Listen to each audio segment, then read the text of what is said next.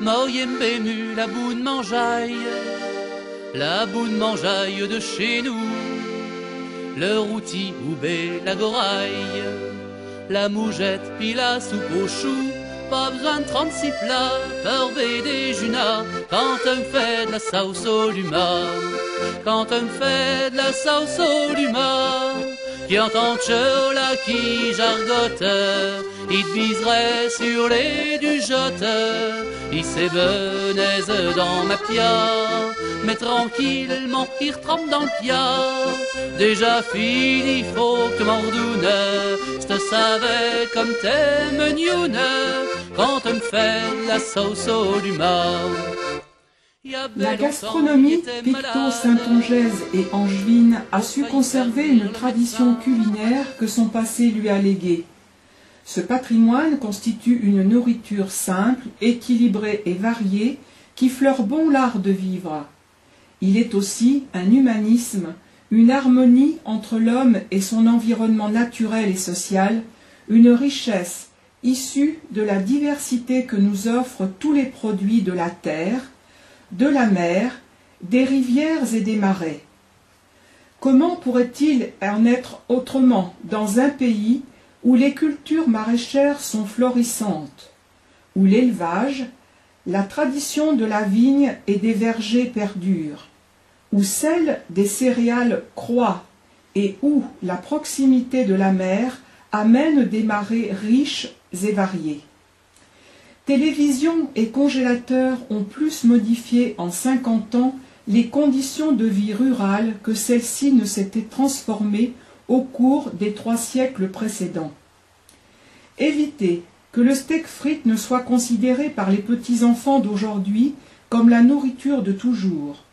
Donnez l'idée à leur mère de préparer de temps à autre une recette traditionnelle, tel est le double objectif de cet exposé. Il n'est pas question aujourd'hui de vous expliquer comment préparer le farci poitevin, le pâté de Pâques, le chevreau à l'ail vert, la potée au chou, la poitrine de veau farci, la cuisine de cochon, le tourteau fromagé, le broyé et le pâté aux prunes.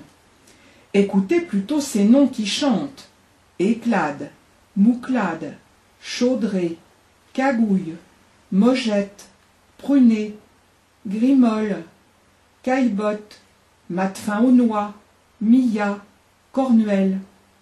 Le beurre de Charente-Poitou vous dit-il quelque chose?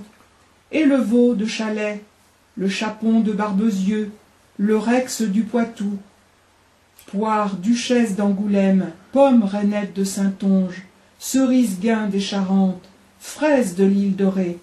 Vraiment, la fée Climat a bien fait son travail. Voici quelques souvenirs pour vous emporter dans un lieu privilégié qui est le nôtre.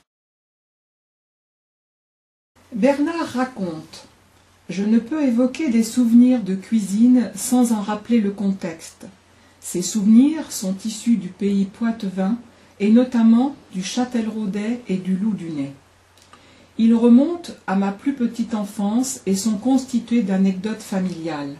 Elles mettent en scène des personnages familiers comme mes grands-mères et une grande-tante sœur aînée de ma grand-mère paternelle. Cette personne, née en 1878, était pour moi complètement fascinante. Elle vivait seule dans une petite maison avec bien peu de moyens. Elle vivait comme ses parents et ses grands-parents avant elle. Dans la cuisine trônait une cuisinière en fonte qui servait à tenir les repas au chaud, faire le café, les gâteaux et autres petites préparations. Mais la cuisson des aliments qui tenaient lieu de plats de résistance se faisait dans la cheminée de la salle commune. Elle en a vu passer des préparations, cette cheminée: lièvre à la poitevine, poulet, dinde et canard rôtis ou en sauce, caille rôti, alouette en broche, confiture, tous les légumes et les soupes, fèves, pommes de terre, haricots blancs, etc. Ces produits étaient pris sur place dans son jardin ou celui de mes grands-parents ou dans la basse-cour. Quant aux lièvres et autres gibiers, ils étaient fournis par mon père qui était chasseur ou pire, prélevés par piégeage illégal. Je vous parle d'un temps, les années 1950, où l'on ne se préoccupait pas de réglementer le braconnage, car la faune abondait. Bref, pour ma grand-tante, que tout le monde appelait tante Mimi, sa cuisine commençait par une grande promenade. En effet, ne cuisinant que dans sa cheminée, il lui fallait du combustible. Cet élément était glané dans les bois en accompagnant ma mère qui conduisait les vaches au champ. Elle ramassait ce dont elle avait besoin pour la journée et, sur le chemin du retour, traînait son fardeau fait de bois mort. Elle souriait toujours et nous disait invariablement « Je ramène ma tricotte ». L'escargot, petite bête rampante et baveuse, fait partie du bien-manger charentais. Ce gastéropode est présent sur toutes les tables de la région et se nomme en patois luma vers l'Aunis grâce à une influence poitevine et cagouille en Saintonge. En Saintonge, nous appelons luma une grosse limace rouge qui ne se consomme pas. Ah, la cagouille, c'est le mot qui résonne le mieux et c'est le premier mot patois dans la bouche de nos tout-petits. Le nom de cagouille fait partie du langage universel. Les cagouilles charentaises ne sont pas des petits escargots blancs, mais bien les petits gris. Cet animal est devenu emblématique en son territoire et la ville de Saintes lui a dédié un rond-point. D'aucuns prétendent qu'ils ont un goût de terroir, d'autres que leur fréquentation des vignes les affine et leur donne un goût de cognac. Mais certains préfèrent les cagouilles de Palisse, si bien que l'on peut en conclure que toutes les cagouilles charentaises sont excellentes. Nos grand-mères cagouillardes aimaient se casser la tête pour apprêter de différentes façons cet animal, pourvu que l'on s'en lèche les babines. La coutume est de compter les coquilles après s'être régalé pour savoir combien on a mangé de gastéropodes, et chacun compte et recompte combien de fûts il a laissé à côté de son assiette pour s'assurer qu'il a bien eu sa part, et jure, la main sur le cœur, qu'au prochain coup, il essaiera d'être plus raisonnable. Avant de les préparer, il faut les ramasser par temps pluvieux. Panier sous le bras et chaussés de bottes, nous les traquons dans les chemins creux, routes de halage, petits fourrés mouillés ou le long des murs. Il faut les choisir bordés, c'est-à-dire qu'il faut que le bord de la coquille soit dur. Après la cueillette, il faut les faire jeûner. Le jeûne est indispensable car il est destiné à enlever toute toxine et pesticide.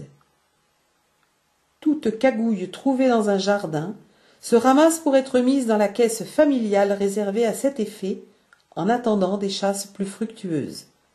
Un principe plus ancien de 1850 voulait que pendant 7 à 10 jours, avant de les consommer, les cagouilles étaient engraissées 1 fois par jour avec du pain trempé dans du vin blanc ou rouge selon la recette. Et la dernière journée, on leur donne de la farine. Ensuite, on les met à dégorger plusieurs fois dans de l'eau froide, salée et vinaigrée afin de les trier, de les nettoyer et de les faire baver. Les escargots cuits selon diverses recettes donneront de savoureuses gamelles et suivant leur préparation, ils peuvent être plats de pauvres ou de riches. Une tradition paysanne, assez révolue maintenant, voulait que l'on mange des cagouilles à Noël pour éloigner les taupes des champs. Une autre, qui perdure encore, veut que l'on mange des cagouilles à l'anneau pour avoir de l'argent toute l'année. Saviez-vous que les cagouilles, et ce ne sont pas les scientifiques qui le disent, sont excellentes contre les infections pulmonaires comme l'asthme, et d'après les traditions charentaises pourraient aider à bien vieillir. Elles ont aussi des vertus cardiaques. Aussi, nous vous conseillons de consommer nos cagouilles sans modération. Tout le monde a entendu parler, s'il n'a pas goûté, des rognons. Le mot rognon désigne les reins. Vous savez, cet organe rouge et mou en forme de haricot. Eh bien, je ne vais pas vous parler de ces rognons-là, mais des rognons blancs. Ceux-ci sont ronds, des petites boules, quoi. Vous voyez ce que je veux dire? Leur nom en boucherie est animel, et en langage courant, testicules. Celles qui étaient consommées étaient celles des veaux, des verras et des béliers. Chez nous, lorsque l'on sevrait des veaux, un homme avec des outils inquiétants et habillé d'une grande blouse venait à la ferme, et seuls les hommes l'accompagnaient. Je ne pourrais donc vous dire ce qui se passait à l'étable, sauf que les bêtes s'agitaient et meuglaient. Après, il traînait sur la cuisinière un récipient dans lequel dégorgeaient des boules blanches que nous retrouvions plus tard dans notre assiette, frites et persillées. La fillette que j'étais ne devait pas savoir ce qui se trouvait au menu de ce jour-là, et la confiance que nous avions en nos aînés faisait que nous mangions sans poser de questions à voix haute, parce que ces mystères nous intriguaient tous autant que nous étions. Je me souviens d'une odeur de friture, de persillade et d'une texture de viande molle comme finement hachée. À l'âge adulte, j'ai voulu à nouveau goûter à ce plat, mais c'est une denrée rare chez les tripiers et qui a pratiquement disparu de la vente. Voici un repas bien commencé. Il ne faut pas laisser passer le fromage. Sur ce plateau, nous trouverons des fromages normands au lait de vache. Livarot, Neuchâtel, Pont-l'Évêque et bien sûr un camembert. Ce délicieux fromage fut inventé par Madame Harel, née Marie Fontaine, 1761-1812, et c'est Napoléon III qui le fit connaître. Hélas, par oubli ou par négligence, son nom n'est pas déposé. Il a reçu l'AOC en 1983 et doit porter la mention Camembert de Normandie. Il faut vérifier qu'il porte aussi la mention au lait cru, moulé à la louche. À l'œil, sa croûte laisse apparaître une surface légèrement striée pigmentée de roux. Au toucher, sa pâte est souple et onctueuse. Au nez, il possède une odeur de terroir avec du bouquet. Au goût, sa saveur est fruitée et légèrement relevée. Pour Rabelais, le fromage de chèvre est le roi des fromages. Suivant leur maturité, ils ont tous des goûts différents. Il en existe de diverses formes, longues, carrées, en pyramide. Chez nous, on les appelle chabichou. Ce nom provient de la déformation de l'arabe voulant dire petite chèvre, ou chabi, qui est une déformation par le langage populaire du mot arabe chebli, qui signifie chèvre.